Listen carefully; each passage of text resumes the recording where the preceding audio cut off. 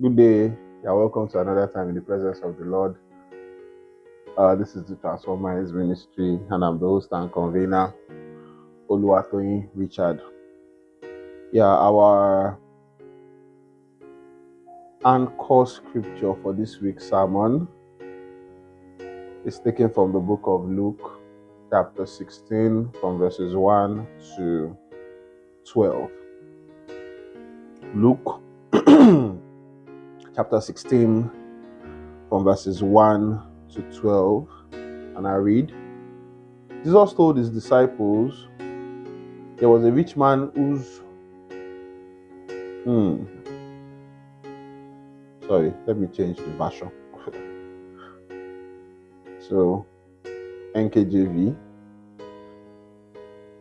He also said to his disciples, there was a certain rich man who had a steward, and an accusation was brought to him that this man was wasting his goods. Now, a lot of persons are familiar with this passage of scripture, the parable of the unjust steward. But reading through it, the Holy Spirit started to open my eyes as regards certain things that I had not really noticed. I'd read this thing over and over for years, but the Holy Spirit started to open my eyes to a certain unique kind of interpretation to it. And I started to see some things. One of the things I noticed was he was not stealing the goods. He was wasting his goods. I would want us to take note of all these things as we begin to build up. So he was wasting the goods of the certain rich man. And this was a steward. And so verses 2 now. So he called him and said to him, what is this I hear about you? Give an account of your stewardship, for you can no longer be steward. Then the steward said within himself, what shall I do? For my master is taking the stewardship away from me. What shall I do? Now, I'm going to start the sermon proper on that note. The steward thought within himself. He found himself in a situation where he had to come to a point in the midst of his challenge to figure that if he's going to come out of that situation, he would have to do something. He would have to act. He will have to think of what to do to bring himself out of that situation that he found himself. Now, this is against what we see in the life of modern Christians that refuse to want to take accountability or responsibility for situations that they find themselves, to think of what they can do to bring themselves out of it. The average Christian, especially those that consider themselves modern believers, mostly those ones that you would consider as core believers, the ones that are really religious, going to church, engaged in the things of God and all of that, they build this sort of a doctrine around their religiousness. They get consumed by it, and it makes them absolve themselves of the responsibility to think of things they can do when they're in certain situations. It's easy for them to always want to employ prayer, and they are going to church in the midst of certain situations that they find themselves, certain realities. Instead of them to take accountability and responsibility and think of what to do, they want to spend their time praying rather than doing. They want to spend their time in vigils rather than acting. There's this thing this prayer I usually make, and I tell God that He should give the wisdom that when I am meant to be walking, I will not be praying. And when I'm meant to be praying, I will not be walking. Because there is a delicate balance between both. If you are praying when you are meant to be acting, when you are meant to be doing, when you are meant to be thinking of what you can do to engage yourself, You decide to leave all of that and go with this notion that all I need to do is just trust God, put all of my trust in Him. He's going to take care of me. Uh, and some people will start to misquote verse that if you think of things to do strategically, it's like you are reading God of His opportunity to show Himself as God over your life. If you trust God, just let it go. God will handle it. You are lying, oh. If you are going to be a productive Christian, if you are going to be a believer that is productive in your ways, you must have an ability to think, to retrospect. What shall I do? While praying is important, there is also a part where you need to act, where you need to walk. You need to do something. You need to think. It's not enough that you pray alone. What shall I do? While it's easy for you to pick your phone and call daddy or call one prophet to start to do things for you, think for yourself. Use your brain. That is what it is for. You need to engage your mind at a level where you arrive at first taking responsibility for whichever situation you find yourself, and then thinking of what you can do. The steward in this case, he had messed up. He had mismanaged the goods. So it's not a case of where he's feeling, okay, maybe he was falsely accused, and then he's saying, okay, God intervene, fight for me, and all of that. No, no. You don't mess up. And at this point, he knew that he had to be strategic. What shall I do? What shall I do?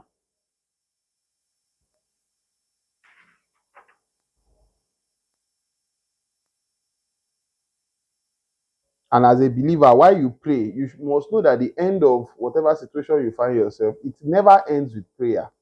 The best that will happen is in prayer, God gives you insight on what you should do. God is not going to do what you are meant to do. Jesus said, my kingdom is not of this world. If you are waiting for God to come and do something for you, you are joking. The best he will do is give you an insight. You will still need to think on what to do and act on it.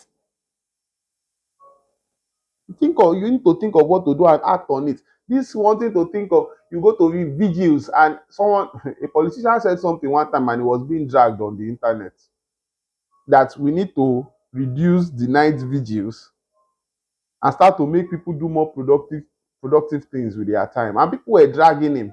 He's not lying. Every other day you see believers gathering, doing vigils upon vigils, showing their prayer prowess. 8 strategic prayer points on how to get financial breakthrough, and you keep praying and praying and praying. And when God is going to answer this question, this prayer, and bring an helper to you, and the helper is like, okay, I feel led to help you, what can you do? Brother Alfred, what can you do? I want to help you, what can you do? And Brother Alfred is there laughing sheepishly. Yeah, actually, I can coordinate the prayer unit. Oh, that is not what we are talking about. We are talking about in the business space. What can you do? Yeah, actually, I can do all things through Christ. Oga, this is what the mindset of the average person is that is calls themselves a critical believer. Always praying and not thinking of what to do. That when opportunities come, they keep passing you by because you don't know what to do. You've never thought in yourself, what shall I do? You are broke, God help me, God provide for me. Okay. But what can you do? You don't have a skill. You don't know anything. You can't do anything. You spend all of your time praying and not building yourself, not investing in yourself.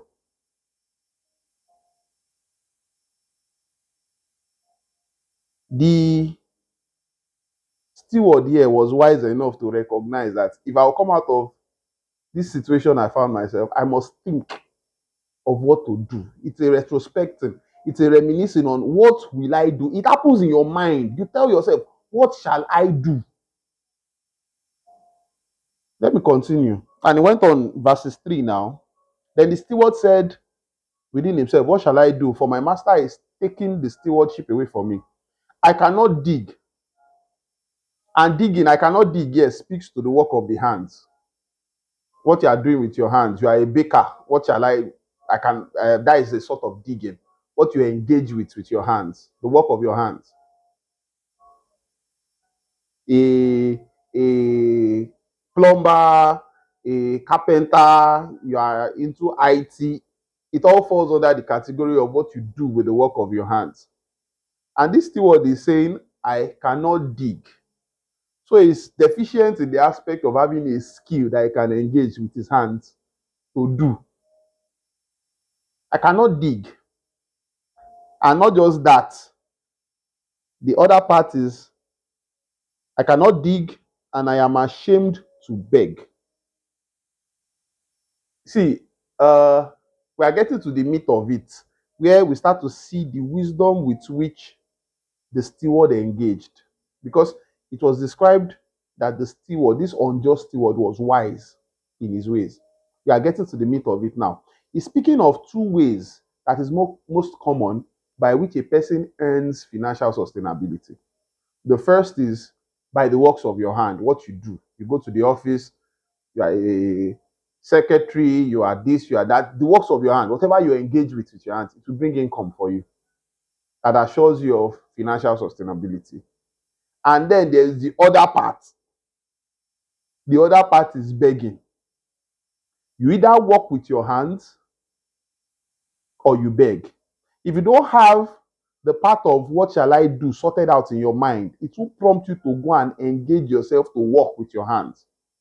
And if you miss all of those 2 points, you will definitely arrive at this third stage where you have to beg.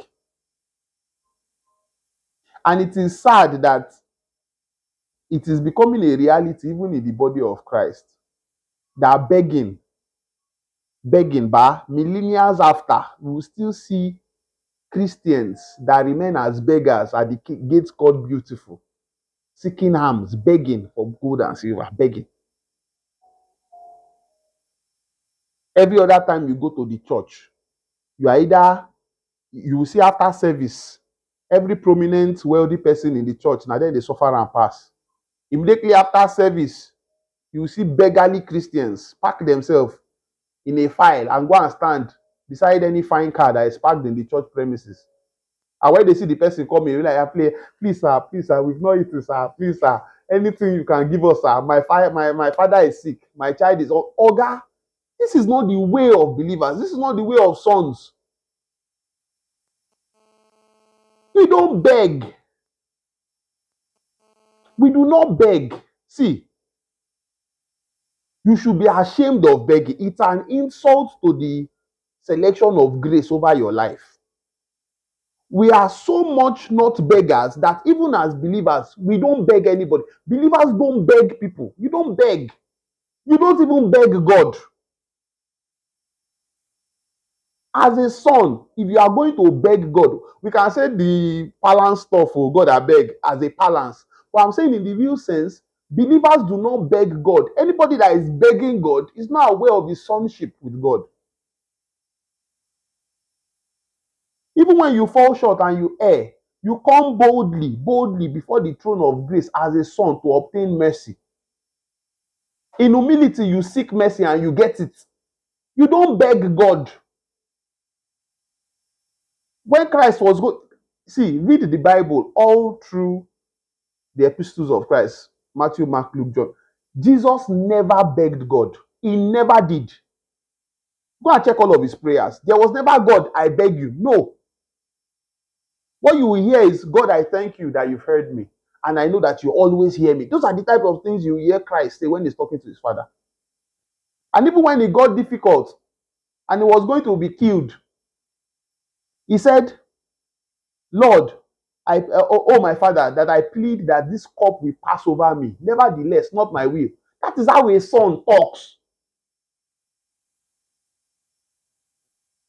Oh my father, that this cup will pass over me. Imagine you read that verse of the Bible and what you saw was, oh my father, I beg, please now, I'm begging you now. Don't allow me to die like this now.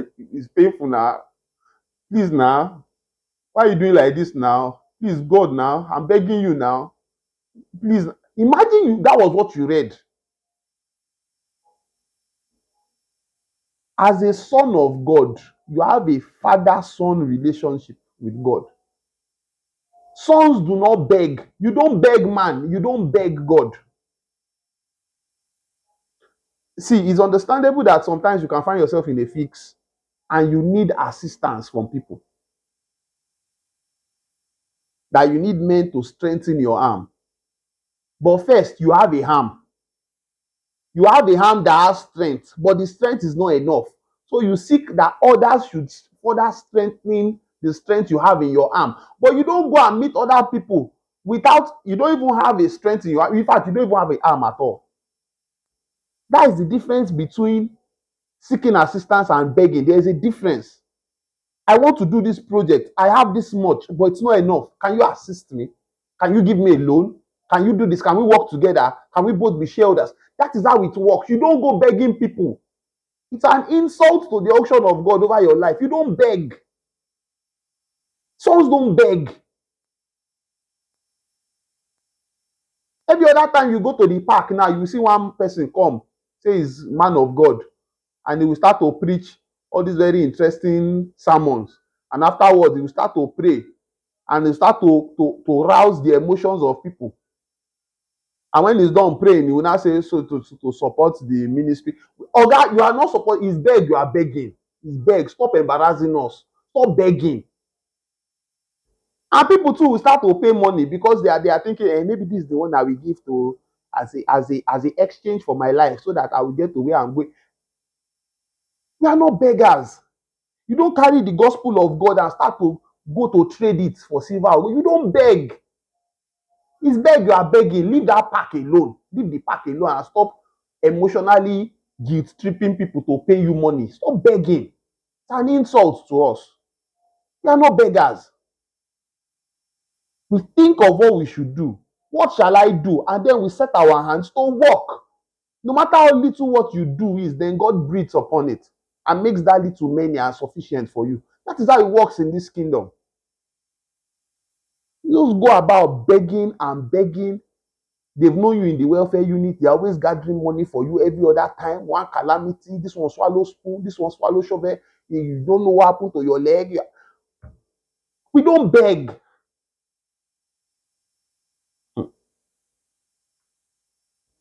I pray that the Lord will begin to register this thing in our mind.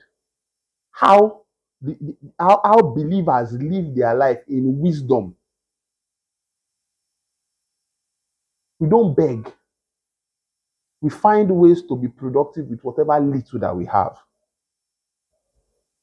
Let me continue my read now. Let me continue my read. So verses 4 now. I have resolved what to do. This is the steward speaking. That when I am put out of the stewardship, they may receive me into their houses. So he called everyone. Okay, wait. Yeah. Let me take it from 3. Then the steward said within himself, what shall I do? For my master is taking the stewardship away from me. I cannot dig, and I am ashamed to beg. I have resolved what to do, that when I am put out of stewardship, they may receive me into their houses. So he called every one of his master's debtors to him. Now, this is the wisdom of the steward. Called every one of his master's debtors to him and said to the first, how much do you owe my master? And he said, 100 measures of oil. So he said to him, take your bill and sit down. Quickly write 50. Then he said to another, how much do you owe? So he said, 100 measures of wheat. And he said to him, take your bill and write 80. So the master commanded the unjust steward because he had dealt wisely. I like that verse. KJV says, so the master commended the unjust steward because he had dealt wisely. That thing the steward did was unjust, but yet the master credited it to him as being wise in his ways. Wise in his ways. Then he goes on to say something. For the sons of this world are more shrewd in their generation than the sons of light. The wisdom that the steward employed was very simple. I cannot dig. That is a way to make money. You get your hands busy and you work and you make money. He said, I can't do that. And I cannot beg. Then he employed another means of financial sustainability that a lot of believers miss out on. And that is investing in relationships. See, the average believer, not even just the average believer, the average person thinks that all they need for financial sustainability is money. And that is a lie. Money is not the only means. Money is not the only currency for exchange. It is not. A man of God that I respect, he said something profound. I think I've said it severally. He said, don't be so poor that all you have is money. Money is not the only currency for exchange. By wisdom, the steward was able to identify that relationship is also a currency of exchange. And not just relationship. A good name is a currency for exchange. Favor is a currency for exchange. But the average believer doesn't know about this. All they are thinking about is, God, give me money, give me money, give me money. See, when you get to some height, you will know that with the wealth of money that you have, if it's only money that you have, you will suffer. You will live in strife. Money cannot purchase everything. I assure you. You know, people have some sort of very whack mindset as regard wealth and money. They just want to have money. You think if you have money, you have everything. You will carry your money to some circles in billions of dollars, and those billions can't purchase you anything. Because in those fairs, the currency for exchange is not money, it's relationship, it's influence, it's a good name, it's favor. If you don't know this thing as a believer, you will suffer. If you don't have this wisdom, a past head of state had his birthday some months ago, and he did a book launch, and a lot of prominent Nigerians went there. Very prominent Nigerians, and started to donate billions of naira. And people were talking. Do you think that they were so fascinated about the book or what is inside the book that they were launching it with billions of naira? What they were doing was simple. And what was it? They were simply, let me read it as this guy puts it. As I said to you now, this is verses 9. And I said to you, make friends for yourself by unrighteous mammon, that when you fail, they may receive you into an everlasting home. That is what they were doing. It has nothing to do with the book. I am very sure the people that were there donating billions, they've not read the book. But they went to a book launch and they were donating billions of naira. Why? This is it. They were making friends for themselves by unrighteous mammon, that when you fail, and it's not if you fail, you will fail, it's when. When you fail, they may receive you into an everlasting home. That is it. That is the strategy. You are not making friends with unrighteous mammon. What you are doing is making friends with people that have financial influence. You are making it's more like using money as a tool to purchase relationship with people that have real influence, that can shift things for you, that can come through for you when you fail. Not if, when. It's certain. Everybody will fail at some point. And if you don't have this, you are screwed. If you don't have it, you are screwed. And yet you see a lot of believers in business cycles. They will go there with their holier than thou, self-righteousness rubbish. They don't want to mingle. They don't want to talk to anybody. They are like every other person in this place is not born again. They don't live a life of I'm the only one. Now, for you now, every other person is darkness. You are the only one that know God. Every other person is darkness. You are light. What relationship does light have to do with darkness? They say they are doing a company hangout. You are like, is it necessary I go?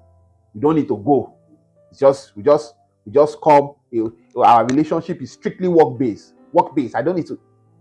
Your boss is having his birthday. You did not go because you say they will be there living in lasciviousness, and I don't want to corrupt. You are not wise. You are not wise, oh. To buttress what I said, that a good name is a currency. You will see that in Proverbs chapter 22, verses 1. A good name is to be chosen rather than great riches, loving favor rather than silver and gold. Those are currencies that supersede money. Those are currencies that supersede money. A good name. They tell you that the house is 10 million naira. Then you go and meet one of your uncle, Barrister Olayiwola, and he tells you, who has the property? And you tell him it's Mr. Albert. Hey, Albert from this place. Oh. Don't worry. How much? 10 million. Go worry. Just go to him and tell him you are from Barrister Olayiwola. And you go there and you tell the person that owns the property, I'm from Barrister Olayiwola. And he's like, oh, Barrister Olayiwola.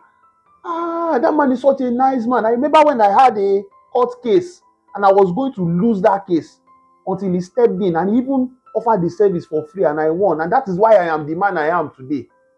You know what? Just bring a million naira and take the property. You are from Barrister. Please say me well to him. A good name. A good name has its value, its currency. Favor is currency. You just go to a house, you want to take the house for rent, an apartment, and the landlord sees you and is like, see how you look like my son that is abroad. You just like your shape, your complexion, everything. You look like, you are making me even miss my son now. You know what? Just go and give the agent his agency fee. I'll give you the house for free. Just make sure you take care of the compound. When I'm not, if you've not seen that type of thing happen, you've not heard of it. I assure you that it does happen. Like I assure you, 100. I've met people that are living in houses for free for years. Why? Because they were favored. Favor upon a man is currency. You enter some places, you have access to places that the average person cannot have access to. Relationship is currency.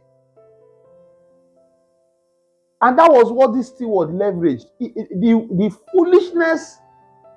There is this, I would usually call it religion-based foolishness, where you continue to think you are the only one that is holy. You don't want to mingle. You don't want to do anything. They let it not be that they saw me in a party where they were drinking alcohol. I went to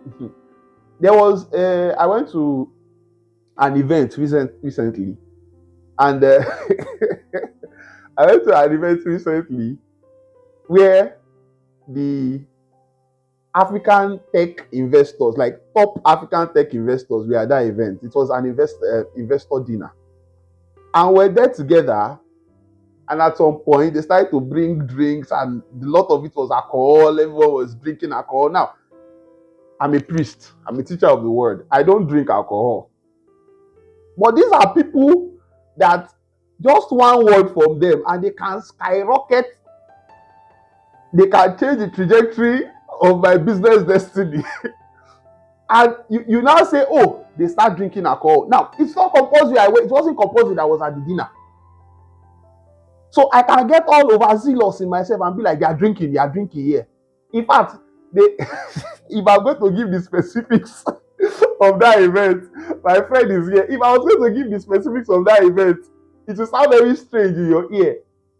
But it is wisdom for you to know that this is a business setup. It's a business arrangement. It's a business meetup with people that can change your life. And you are there doing all self-righteous. How I cannot drink alcohol, I cannot drink it, I cannot. And they are just looking at you and they are laughing. Now you they won't help. So what did I do? I asked for mojito, non-alcoholic mojito, and I held it. And I was sipping my tea with straw while the rest of them were drinking their red wine and every other thing they were drinking. And we're having productive conversations. But the average Christian is overzealous. Blessed is the man that does not stand in the seat of discomfort. Oga, you will be scorned though. If you don't know how to find a balance. Now, let's agree that the part that this steward took was unjust. It felt like manipulation. He manipulated them and still went through crookery. And that's why it was being described as the unjust steward that was wise. The constant is wise. He's unjust and is a steward. Now, what will we do as Christians? We are not given the opportunity to go manipulating people. No. But as a Christian that is going to be wise, don't forget, the sons of this world are more wise, they are more shrewd in their ways in this generation than the sons of light. First, you have to make, I made that decision years ago that the sons of this world, they will not outsmart me. I will not be disadvantaged because of anything that I think I know, that I don't know. I will not be disadvantaged when they bring me in the same space with people that are considered as the sons of this world. I will not be disadvantaged. I will not be disadvantaged. Whatever they come with, I will come with more. That is what you should think. And so if this guy is going to go through this approach and he got his favored result, then what will you do as a son of light? As a son of light, you should be a just steward, not an unjust steward. And what will you do in your own case? If you want to win relationship, invest in relationship. If you want to make friends by unrighteous mammon, what do? Your boss is having his birthday. Go for the birthday. Carry a reasonable gift and give him. I tell him, sir, you've been such a mentor. I've learned a lot from you. This is just a token of appreciation. Then you give. If there are people there, sit with them. Your assistant manager, your manager, you know that your manager is not feeling too good, so he's going to be coming to work late. And before he comes to work, you tell him, sir, I already completed your rounds. I did these documentations ahead. I knew you were going to come a little late. So now I know there's a deadline to meet, so I already did it and I helped you out with sorting this. That is how you win. That is how you win. That is how you invest in relationships. That is how you invest in relationships. The Madam MD, she's looking downtrodden. Her son is sick. What are you doing in that office that you cannot go and meet her as the son of light and tell her that, Madam, I heard your son is sick. I don't know if you don't mind, I can go to your house and pray for him. You are a son of light. They told you to heal people. Go to her house, hold her son, pray for him, and heal him. And if you heal him, you've made a friend by unrighteous mammon. Because the next